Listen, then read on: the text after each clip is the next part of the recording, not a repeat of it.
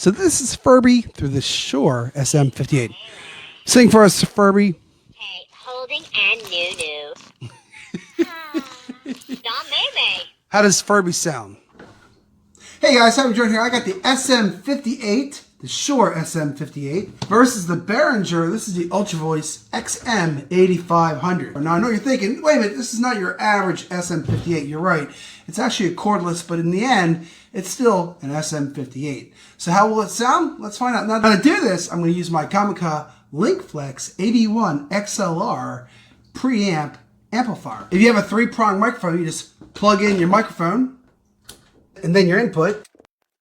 And now I'm talking to the microphone. How do I sound? This is the Behringer XM8500. Is that what it is, XM? Yep, XM8500. This is just a cheap $20 microphone. How do I sound on the Behringer XM8500? And of course, now we got to do the singing test. I left my heart. I know, you're asking me to stop. I will. Okay. And now I'm recording my Shure. I got the Shure close to me. Something else I like about this Comica LinkFlex 81 preamp, I love the fact that it allows me to listen to myself too with my headphones, so I can actually hear myself speaking through the microphone. It's kind of cool. All right, so here I am up close with the microphone. I'm thinking I hear a lot more of the high pitches. And now let's go ahead and do my singing voice. I left my heart in San Francisco. Not bad. All right, so now it's time to do the Furby test. Yeah, he agrees. All right, Furby, speak to us. Well, don't maybe. How does Furby sound?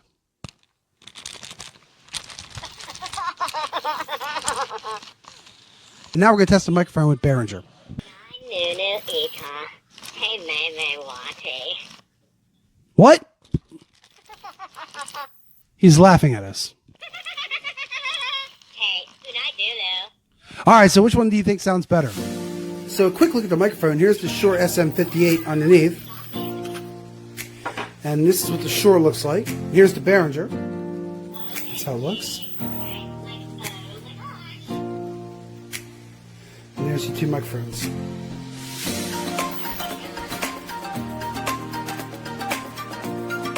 I think the Shure sounds a little bit better myself, but then again, it's also more expensive. But for $20, not a bad microphone for the Behringer. I think it's pretty good there.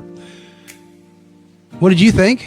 Let me know your thoughts. I got the direct links for both microphones below. I love the fact I was able to record both onto my phone using this system. This is the Comica LinkFlex 81. It's an XLR preamp. It allows you to use your 3-prong microphone and record directly into your phone or your camera, so it really makes life a lot easier. Pretty cool little amplifier. I love this little thing too, because it's got like, I can increase my input here, a little volume there, make myself louder or not so loud. I have to speak up louder if you want to hear me. A little red blinking light as well to tell you if you're speaking too loud. So anyway, here, watch, I'll speak real loud. Hey there, I'm really, see I was blinking really loud? Yeah, I'm too loud there. I think they both sounded pretty good myself, but what did you think? Like and subscribe, and give me your comments below, guys. I want to know what you're thinking of the two microphones. Which one did you think sounded better? And why is this doing this? Stop doing that.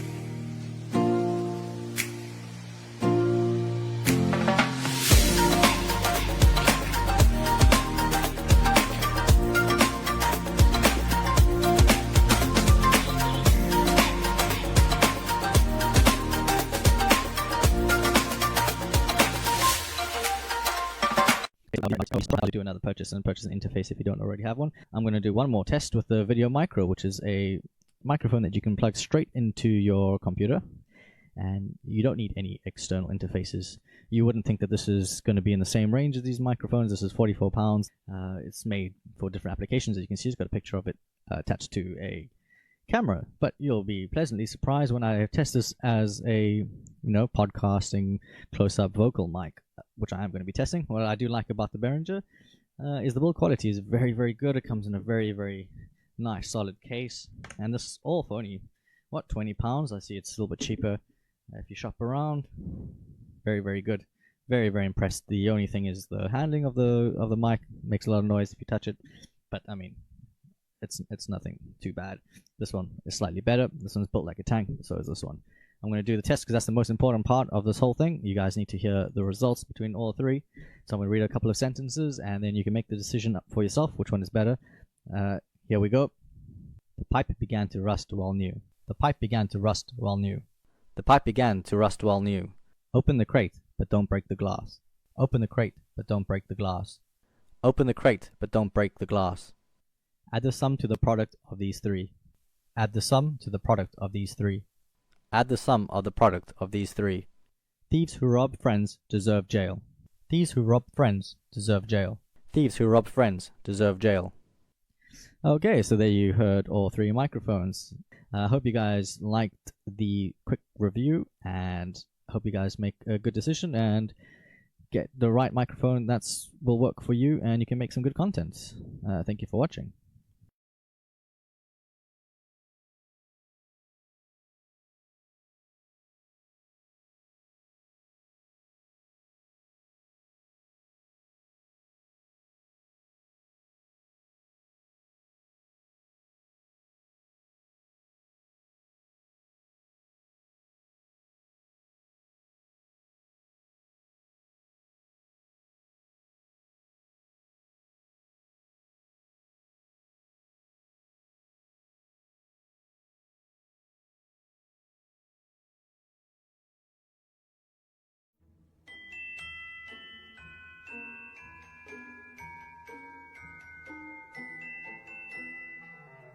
Welcome to a new review. Today the Ultra Voice XM8500 mic by the Swiss-German company Behringer. Let's get into the details. It has a cardio characteristic with excellent feedback suppression. Being dynamic, it doesn't need phantom power. It's made almost entirely of metal except for a couple of plastic parts in the capsule. It weighs 332 grams. It has a Shockman system which reduces handling noise. Two-stage pop filter minimizes breath and pop noises. Frequency response 50 Hz to 15 kHz. Sturdy, reliable metal construction and electromagnetic shielding. It's a mic designed for singing but can also be used for podcasts, voiceovers and interviews. Here are some tests. Test 1, 2, test 1, 2. Ultra Voice Behringer XM8500. Distance of the microphone 10 centimeters. Input level into my Tascam 70%. Test 1, 2, test 1, 2, silence. Test 1, 2, test 1, 2. Behringer XM8500 connected into my Canon 6D. Input level 70%. Test 1, 2, test 1, 2, silence. Test 1, 2, test 1, 2. Behringer XM8500 connected into my Zoom H1. Input level 75%. Test 1, 2, test 1, 2, silence. Its current price on Amazon is €19.40. In conclusion, a very good and economic microphone. Price-quality relation, I'll give it an 8, 2 points less due to the plastic parts. Still, thumbs up. I hope this review was useful. Please feel free to leave comments, questions or suggestions. Until next time.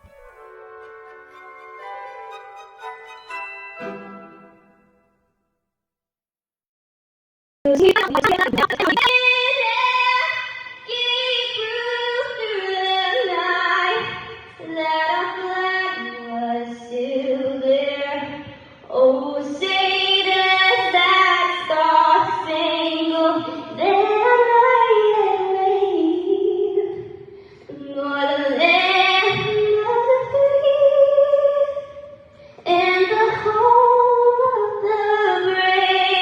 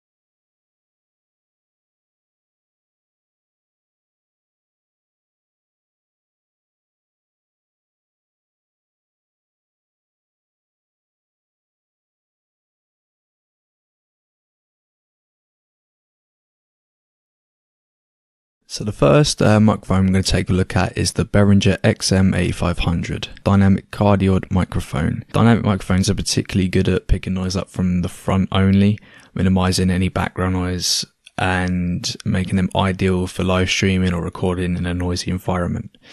They do not require phantom power to run, so if you don't want to spend out the extra money for a audio interface, I believe you can actually just plug it straight into your computer with a XLR to 3.5mm. So next up is the Behringer C1 condenser microphone. I'm currently using it to record right now, and unlike dynamic microphones, condenser mics need phantom power to run. Unless they're USB powered, such as a microphone I actually used to have, which I unfortunately no longer have, is the Blue Snowball. But the problem with condenser microphones is they're a lot more sensitive and pick up a lot more background noise. So if you don't have a quiet area to record in, it can become a problem later on when you're trying to get rid of it.